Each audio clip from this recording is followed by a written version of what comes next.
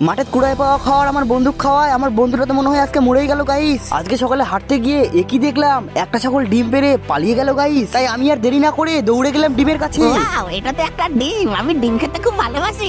এই তোরা আমার ডিমটা নিয়ে কোথায় যাচ্ছিস রে? আমার ডিমটা তোরা নিয়ে যাস না রে। এই তোরা আমার বইয়ের ডিমটা দিয়ে যা বলছি। আমি একটা কুড়াই পাচ্ছি, তোদেরকে কেন দিব রে? তারপরে দৌড়াতে দৌড়াতে হঠাৎ দেখে আমার বন্ধু শুয়ে আছে গাইস। আমি ভাবছি এই ডিমটা আমি না খেয়ে আজকে ওকেই খাওয়াবো। তোমরা কিন্তু ওকে কেউ বলবে না। এই তুই শুয়ে আছিস কেন? তাড়াতাড়ি উঠে এই, পড়। আমাকে কে মারলি রে, কে মারলি রে? এই যে দেখ আমি কি পেয়েছি। ওয়াও, এটা তো ডিম, এটা আমি খাবো। তাহলে দেরি না করে চল আমার পিছনে। তুই যা, আমি একাই খাবো। কি বললি রে তুই?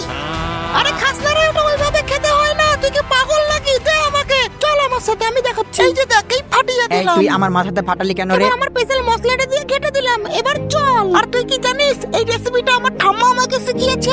আরে আমাকে আগে দে রে। এই নে, তুই আগে খা। হ্যাঁ, আমাকে আগে দে। এটা কেমন হয়েছে একটু তো বল। কিন্তু এটা কিসের ডিম সেটা তো বল। তাহলে শোন, এটা একটা ছাগলের ডিম হয়, আমি কুড়িয়ে এনেছি। কি বললি তুই? আরে বাবা, এর আবার কি হলো রে? ডিম খেয়ে কি চ্যারেট হয়ে গেল নাকি?